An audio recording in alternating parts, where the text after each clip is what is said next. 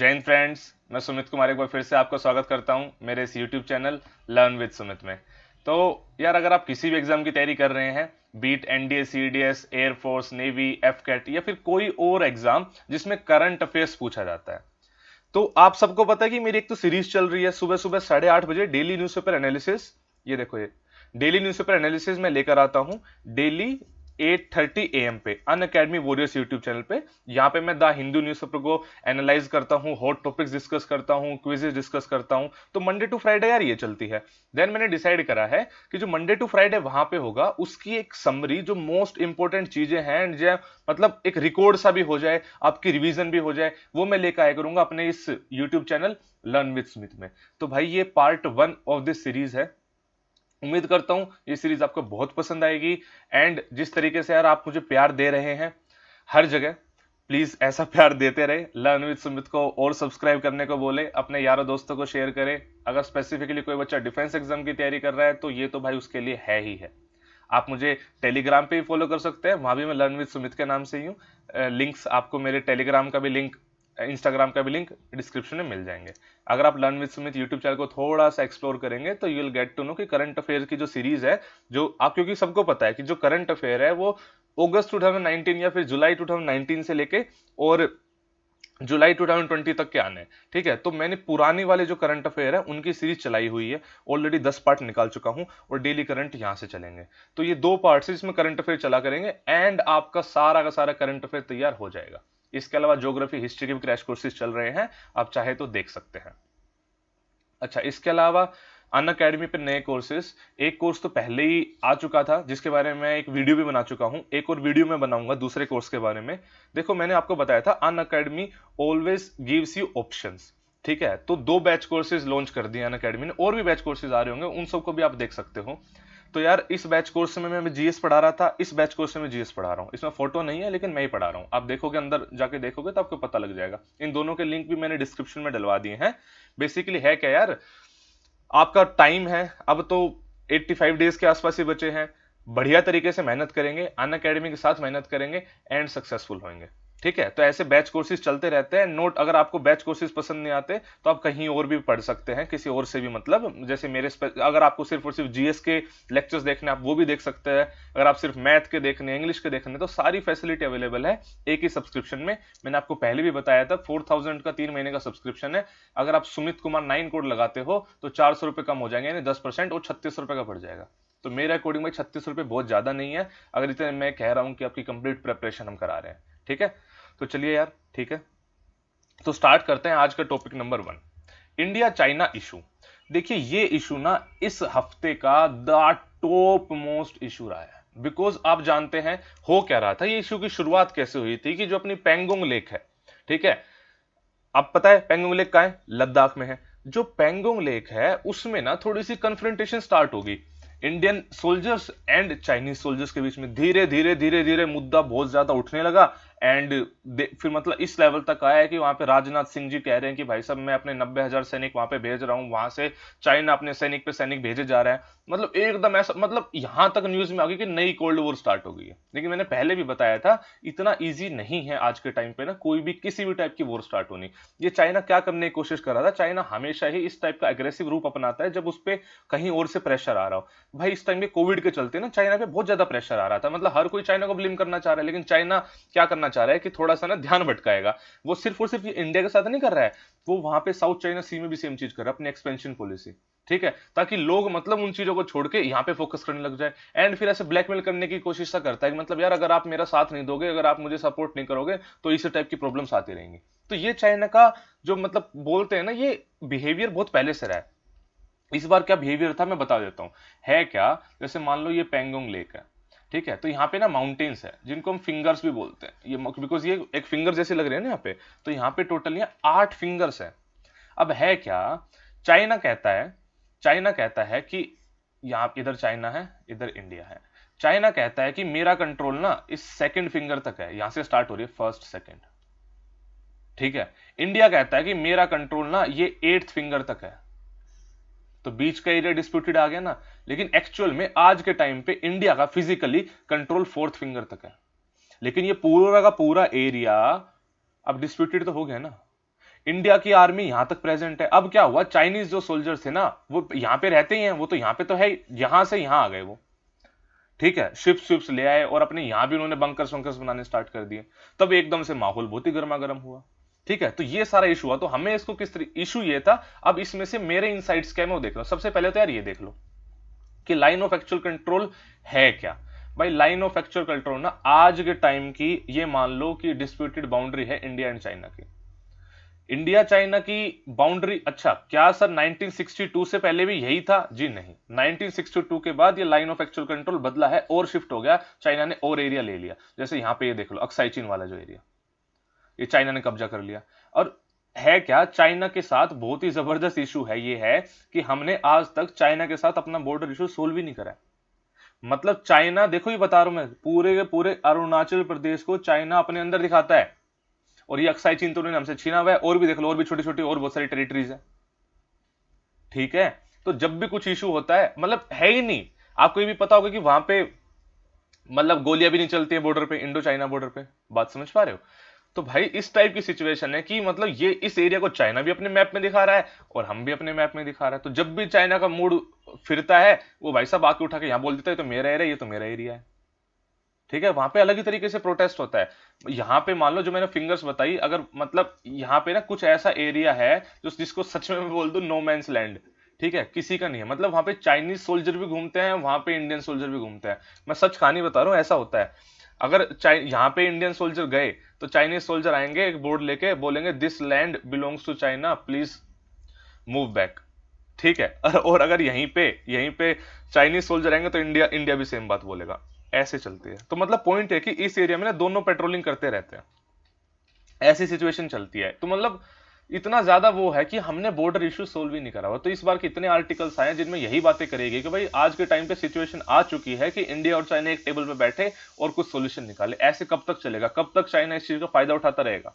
ठीक है, चलो हमारे लिए और बता देता हूं पेंगोंग लेक के बारे में। एक तो पेंगोंग लेक लद्दाख हिमालयाज में लगभग 14,000 फीट पे लोकेटेड है। ये this is a brackish water lake, this is a brackish water lake. This is very important because हमें लगा कि भाई वहां पे फ्रेश वाटर लेक होगी, but no, this is a brackish water lake. McMahon line, मैंने बताया था इंडिया चाइना के बीच में जो बॉर्डर है that is known as McMahon line. जैसे इंडिया पाकिस्तान का रेड क्लिफ है, ऐसे इंडिया चाइना का मैकमोहन, पेपर का है वो, क्वेश्चन है बहुत बार। ये देखो जो मैकमोहन लाइन है, ये साइन कैसे हुई थी? शिमला कन्वेंशन। एक बच्चों को ये कंफ्यूजन होती है कि जब भारत आजाद हुआ तो उस टाइम की है मैकमोहन लाइन, जैसे रेड क्लिफ उस टाइम की। नहीं नहीं, ऐसा नहीं है। शिमला कन्वेंशन साइन हुआ था 1914 में तिब्बत और ब्रिटिशर्स के बीच में। ठीक है, वहां से मैकमोहन लाइन है। उसके बाद चाइना एग्रेशन करता रहा और एलएस ये जो मतलब लाइन है शिफ्ट होती रही, और आज के टाइम पर लाइन ऑफ एक्चुअल कंट्रोल का सीन मैंने बताया किस टाइप का सीन। जब चाइना में इतने सारी बातें आ गई है तो भाई साहब मैंने एक दो चीजें और डिस्कस कर दी इसमें। मैंने पासिस भी डिस्कस कर दिए। तो जैसे पेपर में क्वेश्चन आ जाते हैं ना कौन कौन से पासिस कहां कहां पे लोकेटेड है, तो जी नाथुला पास, जीपला पास एंड नाकुला पास, ये तीनों के तीनों पास सिक्किम में। पासिस मतलब क्या होता है? दर्रे। पहाड़ों के बीच में जगह नहीं होती जहां से बेसिकली मूवमेंट हो सकती है, दर्रे। बिकॉज पहाड़ तो क्रॉस करके बंदा आएगा नहीं, तो दर्रे ही होते हैं। ठीक है, तो ऐसे शिपकिला पास जो है वो हिमाचल प्रदेश में है, लीपुलेक पास जो है वो है उत्तराखंड में। ये लीपुलेक पास इस बार बहुत ज्यादा इंपॉर्टेंट है बिकॉज ये इंडिया नेपाल का भी इशू है एंड न्यूज में है। इसको थोड़ा सा और डिटेल में डिस्कस करूंगा मैं, टेंशन मत लो। समझ में आ गया? तो भाई साहब न्यूज थी ये जो हुआ है, उससे इंसाइट्स मैंने निकाल दी कि आपको क्या क्या चीजें पता होनी चाहिए, पेपर में किस टाइप से क्या क्वेश्चन आ सकता है। आगे बढ़ते हैं। राज्यसभा की इलेक्शंस बहुत ज्यादा न्यूज में रहे बिकॉज ना राज्यसभा की इलेक्शंस होने हैं भाई, बिकॉज ऑफ दिस कोविड ना ये इलेक्शन ना पोस्टपोन हो गए थे। तो जब राज्यसभा की इलेक्शन इतने ज्यादा न्यूज में है, आपने वो देखा होगा कि राजस्थान जो गवर्नमेंट है, जो बेसिकली गहलोत जी की गवर्नमेंट है, वो अपने एमएलए को बचा रही है। इसमें ना बहुत ज्यादा हॉर्स ट्रेडिंग होता है, एमएलए को खरीदा बेचा जा सकता है। ठीक है, तो सबसे पहली बात तो राज्यसभा इलेक्शन होते कैसे हैं भाई? राज्यसभा इलेक्शन ना इनडायरेक्ट इलेक्शन होते हैं। इनडायरेक्ट इलेक्शन का मतलब क्या है? इनडायरेक्ट इलेक्शन मतलब है हम जिनको चुनते हैं, हमने चुनी स्टेट असेंबली के एमएलए को, वो चुनते हैं राज्यसभा के एमपीस को। लिंक बनाओ, जिनको हमने चुना एमएलए को, वो चुनते हैं राज्यसभा के एमपीस को। And what is this Rajya Sabha के एमपी? देखो अपनी एक पार्लियामेंट है, पार्लियामेंट के दो house, one is known as Lok Sabha, one is known as Rajya Sabha. बात समझ में आई? लोकसभा में हम सीधा डायरेक्टली मेंबर्स को इलेक्ट करते हैं, जैसे जो अभी 2019 में इलेक्शन हुए थे जिसमें मोदी जी जीते थे। ठीक है, इनके मेंबर्स को भी मेंबर ऑफ पार्लियामेंट कहते हैं। राज्यसभा के मेंबर्स को भी मेंबर ऑफ पार्लियामेंट कहते हैं। राज्यसभा के मेंबर्स को हम डायरेक्टली नहीं चुनते हैं, इनडायरेक्टली चुना जाता है। जो स्टेट के इलेक्शन होते हैं, स्टेट के इलेक्शन में जिन एमएलए को हम चुनते हैं वो मिलके राज्यसभा के एमपीज को चुनते हैं।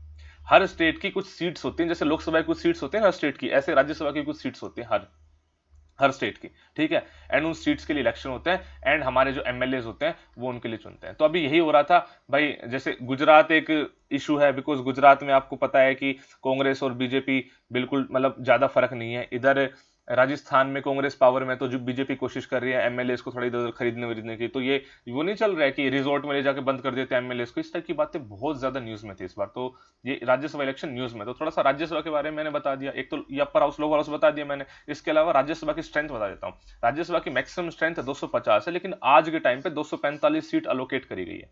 कह रहे सर कम क्यों है यार, ये मैक्सिमम स्ट्रेंथ डिसाइड कर दी थी, उसके बाद जब जैसे जैसे भारत के नक्शे में थोड़ी थोड़ी चेंजेस होते रहते हैं, एज पर रिक्वायरमेंट ये स्ट्रेंथ को ऊपर नीचे हम कर सकते हैं। मैक्सिमम 250 हमने फिक्स कर रखी है, तो अभी आज के टाइम पे 245 स्ट्रेंथ है राज्यसभा की। 245 में से 245 में, अच्छा 250 में से ना 230 और 12 था। राज्यसभा में जो 12 बंदे हैं, 12 जो मेंबर्स है, इनको जो है प्रेसिडेंट नॉमिनेट करता है। कोई इलेक्शन नहीं है, डायरेक्ट और इनडायरेक्ट, सीधा सीधा प्रेसिडेंट नॉमिनेट कर देगा, ठीक है। तो 12 बंदे होते हैं। लोकसभा में 2 बंदों को, जो कि एंग्लो इंडियन कम्युनिटी के थे, उनको प्रेसिडेंट नॉमिनेट करता है। यहाँ पे 12 बंदों को प्रेसिडेंट नॉमिनेट करता है, 12। ये पेपर का आया हुआ क्वेश्चन है बहुत बार, ठीक है। तो आज के टाइम पे टोटल 12 बंदों को प्रेसिडेंट ने नॉमिनेट करा हुआ है। ये बंदे किस किस फील्ड से हो सकते हैं? ये आर्ट्स से हो सकते हैं, ये साइंस से हो सकते हैं, ये लिटरेचर से हो सकते हैं, ये सोशल सर्विस से हो सकते हैं, ठीक है। इन चार, बिकॉज देखो जैसे मान लो सचिन तेंदुलकर की बात करें, आपको पता था थोड़ा टाइम पहले राज्यसभा के एमपी थे वो, तो भाई सब बात ये है कि वो बंदे कभी इलेक्शन जीत के नहीं आ पाएंगे, लेकिन उनका कंट्रीब्यूशन हमें चाहिए, ठीक है। तो दैट इज वाई कि ये एक वो बनाया गया था प्रोविजन कि भाई साहब इनको ना प्रेसिडेंट सीधा नॉमिनेट कर देगा, जिसने भी इस मतलब बहुत ज्यादा एक्सेल करा हो इस टाइप की चीजें। ओके चलो, ये टॉपिक इस बार बहुत ज्यादा न्यूज में रहा है, क्योंकि डोनाल्ड ट्रंप जी ने बोला कि जो G7 है, जो एग्जिस्ट कर रहा है G7, उसको एक्सपेंड करने की जरूरत है G10 या G11 तक। पहली बात तो G7 क्या है? G7 ना ग्रुप ऑफ 7 कंट्रीज है, जिसमें कौन कौन सी कंट्रीज आती है? कनाडा आती है, फ्रांस आती है, जर्मनी आती है, इटली आती है, जापान आती है, यूके आता है एंड यूएस आता है। भाई जब बना था, जब तो वही था कि रिच इकोनॉमीज का एक ग्रुपिंग बन गया था कि मिलके राज करेंगे टाइप में, मतलब राज तो क्या मतलब हर चीज को डील करेंगे, ठीक है। आज के टाइम पे चाइना की डोमिनेंस आप देख रहे हो कितनी जबरदस्त हो रही है। तो अब यूएसए चाहता है कि किसी तरह से चाइना की डोमिनेंस को कम कर दिया जाए, तो G7 को ना G10 G11 में एक्सपेंड कर देते हैं, तो इस वजह से न्यूज में बन गया। तो पहली बात तो मैंने आपको पहले ही बताया था कि जो जो कंट्रीज न्यूज में आती है ना, उनकी कैपिटल एंड करेंसी रट लिया करो, यही तरीका है, वरना अलग से आप कैपिटल करेंसी रटने बैठोगे सारे देशों की, कोई फायदा नहीं होगा उनका। जो जो कंट्री न्यूज में है उनकी रट लिया करो, ठीक है। तो पहले G7 के बारे में बात कर लेते हैं। 1975 में ये ऑर्गेनाइजेशन फॉर्म हुई, ऐसा सच कोई हेडक्वार्टर नहीं है इसका, ठीक है। ये G7 G8 में चेंज हो गई थी 1997 में, जब इसमें रशिया मिल गया था। लेकिन 2014 में रशिया ने यूक्रेन के क्रीमिया पे कब्जा कर लिया, तो इस इश्यू के चलते रशिया को इससे निकाल दिया गया ना, ये दोबारा G7 हो गई। अब इसको G7 से G10 और G11 बनाने की बात कर रही है। तो कौन कौन से country? India, south Korea, Australia, 3 country तो फिक्स। और रशिया के लिए अगर एग्री कर गए, दोबारा रशिया को एग्री कर गए, तो रशिया भी। अगर रशिया नहीं मिला तो इट वुड बी G10, अगर रशिया मिल गया तो G11। तो बहुत सारे आर्टिकल्स आए जिसने जिसने इन बातों को डिस्कस करा यार, कि क्या सच में ऐसी ग्रुपिंग्स बनाने की हमें जरूरत है, क्या मतलब सच में फंक्शनिंग है? बिकॉज ऐसे तो एग्जिस्ट तो G20 भी कर रहा है, और ये पता नहीं क्या कितने कितने ग्रुप्स कर रहे हैं, बट क्या है ग्रुप सच में अच्छे तरीके से काम कर रहे हैं? तो G7 कुल मिलाकर मैं कहना चाह रहा हूँ कि बहुत ज्यादा न्यूज में रहा। तो उससे रिलेटेड जो फैक्ट्स थे मैंने एक स्लाइड में आपको समझा दिए, जो आपको याद करने हैं एग्जामिनेशन पॉइंट ऑफ व्यू से इस बार के लिए बहुत ज्यादा इंपॉर्टेंट है। भाई ये बहुत ही बड़ा इवेंट स्पेस एक्स का, इसकी लाइव स्ट्रीमिंग भी करी गई थी। आप जानते हैं स्पेस एक्स एक प्राइवेट कंपनी है, इलन मस्क की प्राइवेट कंपनी है। ये भाई साहब पहली मतलब प्राइवेट कंपनी बनी है, फर्स्ट प्राइवेट कंपनी बनी है जिसने ह्यूमन बींग्स को लॉन्च करा ऑर्बिट में। ये इसके ऊपर बहुत सारे आर्टिकल्स आए हैं कि ये मतलब अपने आप में यूएसए की इकोनॉमी के लिए बहुत ही बड़ी बात है। मतलब नासा को अब तक रशिया पे डिपेंडेंट होना पड़ता था इन सब सारी चीजों के लिए, स्पेस एक्स ने वो चीज कर दी, तो उनकी कॉस्ट बहुत घट गई है, ठीक है। तो मतलब कभी मतलब इलन मस्क के इस आइडिया को लोग सपोर्ट नहीं कर रहे थे, और आज के टाइम पे मतलब नासा डिपेंडेंट हो रहा है स्पेस एक्स पे, मतलब इतना ज्यादा वो कर दिया। तो आपके लिए क्या इंपॉर्टेंट है कि स्पेस एक्स की रॉकेट का नाम क्या था? जी फैल्कन 9 रॉकेट का नाम था, बहुत ज्यादा इंपॉर्टेंट है, ठीक है। एंड स्पेस क्राफ्ट का नाम क्या था? क्रू ड्रैगन, बहुत इंपॉर्टेंट, बहुत इंपॉर्टेंट। ठीक है, अच्छा इसके अलावा किन दो बंदों को भेजा है, किन दो एस्ट्रोनॉट्स को भेजा है? दोनों के दोनों एस्ट्रोनॉट्स जो थे ये नासा के एस्ट्रोनॉट्स थे। ठीक है, तो रॉबर्ट बैनकेन एंड डोगलास, हाँ डोगलास हर्ले, इन दो बंदों को, ये भी आ सकता है ना, ये भी आ सकता है कि भाई किसको भेजा गया है। तो देखो स्पेस एक्स बना है, पहला क्वेश्चन ये, रॉकेट का नाम क्या है, स्पेस क्राफ्ट का नाम क्या है, किन दो बंदों को भेजा गया है। ठीक है, और कहां पे जाएंगे बंदे, ये इंटरनेशनल स्पेस स्टेशन में जाना है। इंटरनेशनल स्पेस स्टेशन कहां पे लोकेटेड है, अपने यहाँ से 400 किलोमीटर अबव ऊपर एक लेबोरेटरी बनी हुई है, बेसिक इंटरनेशनल स्पेस स्टेशन जिसको बोलते हैं। ठीक है, वहां पे लोकेटेड है, वहां पे छोड़ेगा ये, वहां पे लगभग 4 महीने शायद रहेंगे, 3 या 4 महीने, एंड फिर वापस आएंगे। तो वेरी वेरी इंपॉर्टेंट, ये सारे पॉइंट्स आपके एग्जाम से पॉइंट ऑफ व्यू के लिए इंपॉर्टेंट है। इस बार नेपाल, इंडिया नेपाल का इशू बहुत चल रहा है। कितनी, मेरी क्लास में कितने बच्चे कमेंट करते रहते हैं, सर नेपाल अपनी औकात से बाहर निकल रहा है एंड ब्ला ब्ला ब्ला ब्ला। चलो जो भी है, लेकिन बात यह है कि आज के टाइम पे ना इंडिया के border issues one of the most important point बन चुके हैं। ठीक है, तो आपको उनको उसी हिसाब से पढ़ना बहुत ही जरूरी है। जब चीज इतनी ज्यादा न्यूज में रहती है ना, आप थोड़ा सा देख लिया करो। जैसे मैंने आपको क्लासेस में बताया भी है, इंडिया के और चाइना, मतलब इंडिया के बॉर्डर्स भी, सबसे ज्यादा बॉर्डर जो है इंडिया बांग्लादेश के साथ शेयर करता है, देन चाइना के साथ शेयर करता है, फिर पाकिस्तान के साथ शेयर करता है। तो इस टाइप की जितनी बातें हैं आपको दिमाग में रखनी चाहिए, क्वेश्चन आ सकते हैं। तो जी देखो, पहली बात तो देख लो है क्या। देखो यहाँ पे इंडिया है, ये नेपाल है, ये चाइना है, ये ट्राई जंक्शन बन रहा है जो आज के टाइम का इशू है। ठीक है, ये लिपुले पास आपको याद है, मैंने भी बताया भी होगा, उत्तराखंड में लिपुले पास है। देखो है क्या, जो नेपाल है वो कहता है इंडिया नेपाल का बॉर्डर ये है, वहीं पे इंडिया कहता है कि जी ये है, ये जो बनाया हुआ मैंने, इंडिया कहता है कि जी ये बॉर्डर है। तो बच गया ये वाला एरिया। अब इस वाले एरिया को लेकर डिस्प्यूट है पूरा का पूरा। आज के टाइम पे इस पे किसका कंट्रोल है, आज के टाइम पे इस पे इंडिया का कंट्रोल है। ठीक है, लेकिन लेकिन सीन ऐसा है कि अब अभी तक ना नेपाल कुछ बोलता नहीं था, लेकिन अभी हुआ क्या, इंडिया ने एक रोड बना दिया यहां से, जो सीधा मतलब मानसरोवर के पास जा रहा है। यहाँ पे मानसरोवर आता है कि इंडिया, मतलब जादव, एंड बिना नेपाल से पूछे बना दिया, मतलब उनसे डिस्कस ही नहीं करा। तो नेपाल इस चीज पर भड़क गया है कि भाई मतलब क्या कर रहे हो, मतलब हमारी कुछ मतलब वैल्यू ही नहीं है, डिस्प्यूटेड लैंड से बना रहे हो, इस टाइप की जितनी बात। तो दैट इज वाई ये बहुत ही बड़ा इशू बन के उभरा, बहुत बड़ा इशू बन के उभरा है ये। तो थोड़ा सीन क्या है, आपको जो दो तीन चीजें पता होनी चाहिए कि मतलब बॉर्डर इशू है क्यों। आप ये देखो, बॉर्डर इशू इसलिए है कि जो यहाँ पे एक रिवर है, काली रिवर, काली रिवर के ओरिजिनेट को ले, और मतलब कहां से ओरिजिनेट हो रही है उसको लेके सारा का सारा ये मामला है। कैसे भाई, इंडिया मतलब ब्रिटिशर्स एंड इधर नेपलीज के बीच में एक ट्रीटी साइन हुई थी जिसका नाम था सुगोली ट्रीटी, जिसका नाम था सुगोली ट्रीटी। उसने कहा कि जो काली रिवर है ना, वो इंडिया और नेपाल का बॉर्डर होगी। लेकिन अब काली रिवर के ओरिजिनेशन को लेके ही इशू है। जो दो दो धाराएं बन रही हैं, एक धारा है ये फाइनली ये बना रही रिवर, एक धारा यहां से आ रही है, एक धारा यहां से आ रही है। ठीक है, तो भाई साहब अब कौन सी धारा को सही माने, बात समझ पा रहे हो। इंडिया कहता है यहां से ओरिजिनेट हो रही है काली रिवर, नेपाल कहता है यहां से ओरिजिनेट हो रही है। अगर ये है इसका ओरिजिनेशन, तो भाई साहब ये वाला बॉर्डर गया, मतलब ये वाला एरिया गया, ये है तो ये इंडिया के पास, मतलब ये दैट इज वाई ये इशू है। इसको मतलब सच पूछे अगर, तो ये जो यहां से ये जो धारा है, ये जो स्ट्रीम आ रही है, बड़ी स्ट्रीम है, तो मतलब काफी हद तक मतलब अंडरस्टूड है कि यही होना चाहिए। लेकिन इंडिया का कब्जा इस एरिया को छोड़े क्यों, इंडिया का इसको इस एरिया को ना छोड़ने का मेन रीजन है चाइना।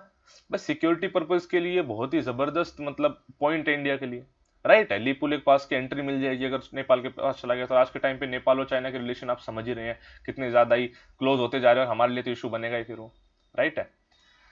चलो चलो यार, वो था India Nepal issue. Next is, बात आ रही है कि भाई साहब इंडिया का नाम ना भारत होना चाहिए। तो पहली बात तो ये पेटिशन थी जो आज के टाइम पे सुप्रीम कोर्ट ने रिजेक्ट भी कर दी है, लेकिन जब एक बार न्यूज में आई है तो एक बार हमें पढ़ लेनी चाहिए। सबसे पहली बात तो इंडिया के नाम की बात होती कहाँ है, जो आर्टिकल 1 है, आर्टिकल 1 ऑफ इंडियन कॉन्स्टिट्यूशन बात करता है India that is Bharat shall be union of states, India that is Bharat. तो आप बोलोगे सर भारत तो ऑलरेडी है, बिल्कुल सही बात है, लेकिन बाहर हर जगह मतलब हमें इंडिया के नाम से जाना जाता है। तो लोग कह रहे हैं जी इंडिया के नाम से नहीं, हमें भारत के नाम से जाना चाहिए, बिकॉज इंडिया ना यहाँ का ओरिजिनल नाम ही नहीं है। एक मैगस्थनीज बंदे थे, ठीक है, ग्रीक एम्बेसडर, उन्होंने किताब लिखी थी इंडिका, ठीक है, वहां से हमने नाम लिया इंडिया। तो जी ये तो हमारा नाम ही नहीं है, इस टाइप की जितनी बातें थी ये सब हो रही थी। तो हमें क्या जानना है इसमें कि भाई आर्टिकल 1 बात करता है इस टाइप की, India that is Bharat, and आज के टाइम पे रिजेक्ट हो चुकी है, एंड फिर मेगास्थनीज इंडिका, ये चीज भी आप याद रख सकते हो, राइट। चलिए बहुत ही बढ़िया।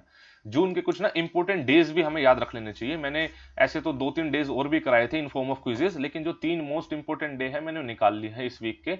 5 जून वर्ल्ड इन्वायरमेंट डे, भाई ये तो वेरी वेरी वेरी इंपॉर्टेंट है, मैंने क्लास में डिस्कस भी करी थी। अब मैं आपको कह रहा हूं कि कमेंट में आंसर मुझे दोगे, थीम क्या थी इस बार की, वर्ल्ड इन्वायरमेंट डे की थीम क्या थी, ये आपको बताना है। 7 जून को वर्ल्ड फूड सेफ्टी डे के रूप में मनाया जाता है, 12 जून को world day against child labour के रूप में मनाया जाता है। तीनों डे इंपॉर्टेंट है मतलब, ठीक है, और भी बहुत सारे छोटे मोटे डेज थे, बट 3 द मोस्ट इंपॉर्टेंट है, इससे बाहर में रिकॉर्डिंग नहीं जाने चाहिए डेज। और देख लो अनन्या, ये मैंने आपको पहले भी बताया था कि एक ना डिसइंफेक्टेंट स्प्रे, भाई आपको आप जानते हैं आज के टाइम पे सैनिटाइजर का रोल कितना ज्यादा हो गया, मतलब हमारी रोजमर्रा जिंदगी के पार्ट बन चुका है सैनिटाइजर। तो अनन्या एक नया नया स्प्रे है जो मतलब ज्यादा इफेक्टिव है, लगभग लगभग 24 घंटे तक इफेक्टिव रहेगा, एंड वो फैब्रिक पे, मेटेलिक ऑब्जेक्ट पे हर जगह काम करेगा, राइट, समझ पा रहे हो। तो मतलब और बिल्कुल भी हार्मफुल नहीं रहेगा। तो एक क्वेश्चन कैसे आ सकता है कि what is Ananya, Ananya was in news, ये क्या था, इस टाइप के क्वेश्चन आ सकते हैं, आपको पता होना चाहिए अनन्या जो है डिसइंफेक्टेंट स्प्रे है। चलिए एक और बहुत ही चीज न्यूज में थी, अर्पित, अर्पित की फुल फॉर्म आ सकती है, ARPIT stands for airborne rescue pod for isolation transportation by Indian air force. Indian air force ने डेवलप करा कि देखो कोविड के चलते बहुत बारी सिचुएशन ऐसी हो सकती है कि ट्रेवल के टाइम पे कुछ ऐसा कोविड का मतलब कोई मतलब एकदम से सीरियस केस आ जाए, एंड उसको काइंड ऑफ आप इतना मान लो कि ऐसा भी हो सकता है काइंड ऑफ उसको एयरलिफ्ट भी करना पड़ जाए, ठीक है, कहीं से कहीं भी। तो एयरफोर्स ने, इंडियन एयरफोर्स ने पूरा एक ये इसके लिए एक वो सिस्टम बना दिया, दैट इज नोन एज अर्पित। अर्पित की फुल फॉर्म और किस लिए है, ये चीज बहुत ज्यादा इंपॉर्टेंट है। Next is food safety index. Food safety and standard authority of India ये इंडेक्स रिलीज करती है, पहली बात तो ये, ठीक है जी। इस स्टेट इसमें टॉप किसने करा है जी, गुजरात, तमिलनाडु, महाराष्ट्र ने टॉप करा है। किन किन चीज पे टेस्ट करा जाता है जी, टेस्टिंग फैसिलिटी कैसी है, इंस्टीट्यूशनल डाटा मतलब ह्यूमन रिसोर्स कितना है, इंस्टीट्यूशनल डाटा किस टाइप का है, कितना कंप्लाई मतलब कितनी ट्रेनिंग दी जाती है कंप्लायंस फॉलो करने के लिए, ठीक है, कंज्यूमर के पास कितनी पावर है, इस टाइप की सारी बातें, मतलब इन चीजों पे ये फूड सेफ्टी इंडेक्स प्रिपेयर करती है एफएसएसआई। बहुत ज्यादा इंपॉर्टेंट है। एक तो पहली बात तो मैंने आपको बताया था वर्ल्ड फूड सेफ्टी डे था 7 जून को, ठीक है, इसमें ये फूड सेफ्टी इंडेक्स निकाला एफएसआई ने, ठीक है। इस बार की थीम क्या थी इस वर्ल्ड फूड सेफ्टी डे की, food safety is everyone's business, ये थीम इंपॉर्टेंट है। इसके अलावा मैंने आपको बताया था 2019 के करंट अफेयर्स में भी कि एफएससीआई ने एक मूवमेंट चला रखी है, ईट राइट इंडिया मूवमेंट। ये कहना क्या चाहते हैं बेसिकली कि भाई साहब सही खाना चाहिए, हम ना सही नहीं खा रहे हैं, दैट इज वाई हमारी हेल्थ पे बहुत ही नेगेटिव इफेक्ट पड़ रहा है। तो इस चीज के लेकर सारी बातें थी एफएससीआई की, ये आपको पता होनी चाहिए। This is the one of the important current affair for this week. Javed Akhtar जो है पहले इंडियन बने हैं जिनको रिचर्ड डॉकिंस अवार्ड मिला है। पहली बात तो जावेद अख्तर बने हैं, ये नाम इंपॉर्टेंट है, जावेद अख्तर आपको पता, ये नाम सुना होगा आपने। दूसरा क्या इंपॉर्टेंट है कि ये अवार्ड अवार्ड देता कौन है, ये देता है एथीस्ट अलायंस ऑफ अमेरिका, एक एनजीओ है। आपको नाम से पता लग रहा होगा कि काम क्या करती है, एथीस्ट अलायंस, जो मतलब पर्टिकुलरली बंदा किसी धर्म को, एक किसी धर्म को ज्यादा वो नहीं कर रहा है, पढ़े लिखे बंदे हैं, मतलब जो भी मतलब नामी बंदे हैं, किसी धर्म को ज्यादा फेवर नहीं करते हैं, सेकुलरिज्म की थोड़ा की तरफ थोड़ी सी बढ़ने की कोशिश करते हैं, इस टाइप की जितनी बातें हैं, तो मतलब ये एथीस्ट अलायंस ऑफ अमेरिका उन बंदों को रिकॉग्नाइज करती है, रिचर्ड डकिंस अवार्ड उसके लिए है। तो very very important for this time. Next is environment performance index. Environment performance index में इंडिया की रैंक 168 आई है। एक तो पहली बात तो चलो ठीक है, थोड़ी बहुत इंप्रूव हुई है, पिछली बार 177 थी, इस बार 168 है, 180 में से 168 है। लेकिन तो इसको रिलीज कौन करती है, येल यूनिवर्सिटी रिलीज करती है, 2 साल में एक बार होती है। तो आपको क्या याद रखना कि इन्वायरमेंट परफॉर्मेंस इंडेक्स में इंडिया की रैंक कितनी आई है, इसको रिलीज कौन करती है, और ये एक बायनील रिपोर्ट है, 2 साल में एक बार आती है, ठीक है। तो यार ये थी पार्ट 1 समरी, ठीक है। मुझे उम्मीद है कि आपको चीजें पसंद आ रही होंगी, मेरे जो करंट अफेयर के जो सेशन है वो आपको पसंद आ रहे होंगे। इसके अलावा आपको मुझसे डिटेल्ड जीएस पढ़नी है तो आप अनअकैडमी पे मेरे कोर्सेज में वो कर ही सकते हैं, मतलब कोई मतलब लगभग हर बैच कोर्स में पढ़ा ही रहा हूं मैं। इसके अलावा मेरे इंडिविजुअल कोर्सेज बहुत एग्जिस्ट कर रहे हैं, आप वहां पे मुझसे पढ़ सकते हैं। अगर आपको मुझसे यूट्यूब पे पढ़ना है तो यहाँ पे मैंने क्रैश कोर्सेज की सीरीज चलाई हुई है, करंट अफेयर का भी पूरा मैं कराऊंगा, यहाँ पे हिस्ट्री का भी करा रहा हूँ, ज्योग्राफी करा रहा हूँ, तो ये सारी चीजें मैं कर ही रहा हूँ। तो मतलब आप पढ़िए, मेहनत करिए, टाइम लिमिटेड है, इस टाइम को एफिशिएंटली यूज कीजिए। मैंने एक टाइम मैनेजमेंट की वीडियो भी डाली है, आप उसको भी देख लीजिएगा। तो मतलब सारी चीजें हैं, आप थोड़ा सा सोच समझ के चीजों को करेंगे ना तो जरूर सफलता आपके कदम चूमेगी, ठीक है। तो चलिए मेहनत करते रहिए, पढ़ते रहिए, सुरक्षित रहिए। जय हिंद, जय भारत।